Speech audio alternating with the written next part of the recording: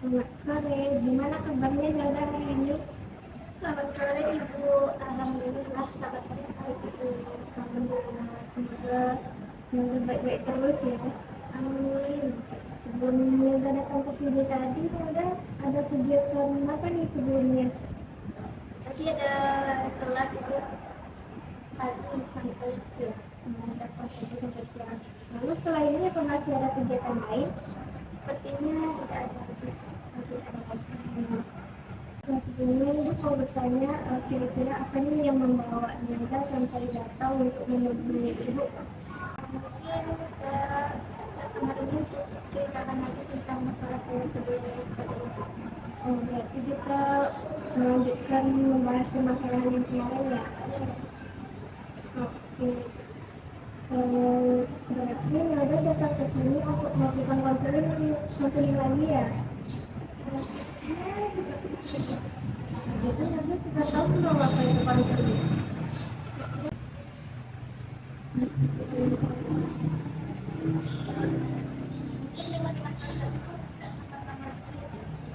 Saya mungkin sama-sama untuk apa sih? Jadi dari kita konseling kemarin Nyoda masih belum paham ya konseling itu seperti apa. Sedikit yang ada tahu kayak berbincang itu. Berbincang jelaskan kembali ya.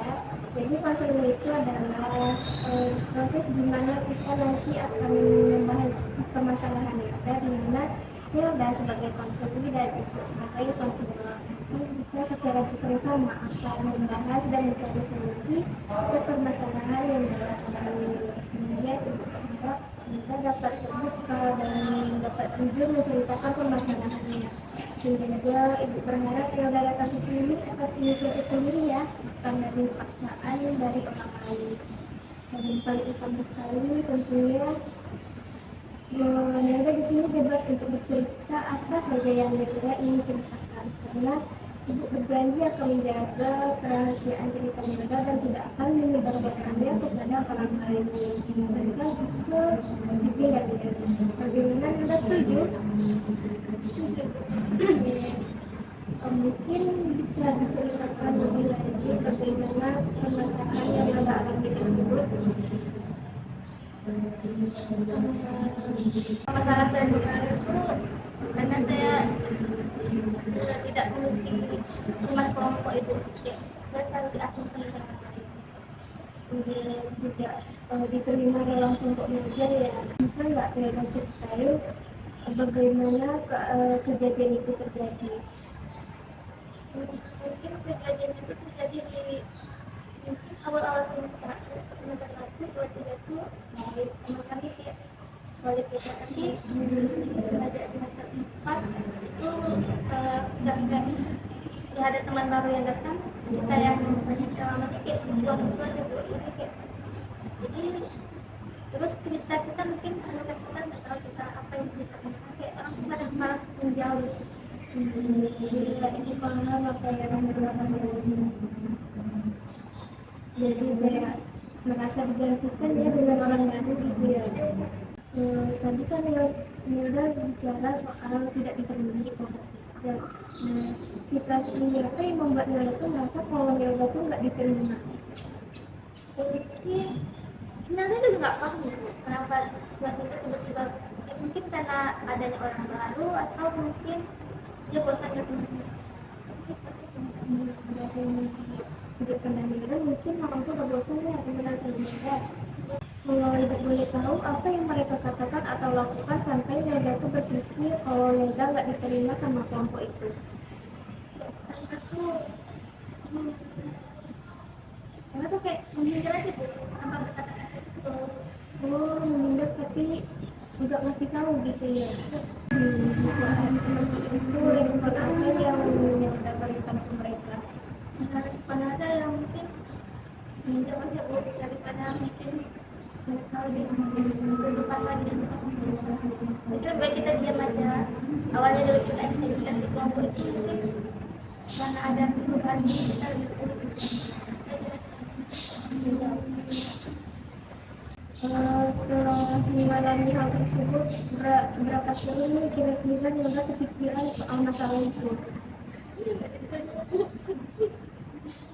Malam bu, kenapa bisa ibu membayangkan pada salah saya itu? Kenapa orang kita seperti ini? Saya rasa ya, lalu itu berpikiran apa kira-kira tentang diri Nyoba ketika tidak diterima kelompok itu? Mungkin pikiran Anda tuh mungkin jangan terlalu beban, berpikir terus menjadi beban. Bagaimana hubungan Anda dengan teman-teman di kelas? Sebetulnya ya sudah saja Bu. Kalau ada yang dapat, kalau nggak ada ya kita diam. Penting sosialisasinya ini aja akhir-akhir. Menurut apakah orang yang tipenya itu mudah bergabung sama teman-temannya enggak? Kalau dikatakan Nada tuh orangnya suka bergabung sama siapa. Jadi Nada tuh berteman sama siapa. Tapi respon mereka tuh yang membuat Nada tuh nggak nyaman sih. Ketika Nada sudah tidak diterima di kelompok belajar, apa yang sudah Nada lakukan? Setelah ditolak itu apa yang Nada lakukan? Kalau ditolak, mungkin cari kelompok yang mungkin bisa menerima. Mungkin mencari kelompok yang bisa menerima. Kira-kira dari kejadian tersebut, apa dampak yang Nada rasain? Dampaknya sedih. Sebenarnya dari permasalahan ini Nada tuh berharap kedepannya tuh bagaimana solusi dari permasalahan ini, apakah bisa membangun hubungan yang baik dengan kelompok tersebut atau bagaimana yang membuat perasaan Nada tuh lebih baik.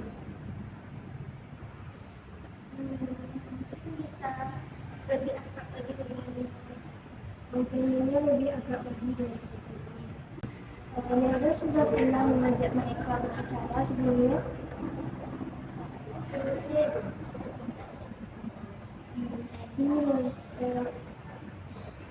Sudah pernah ya.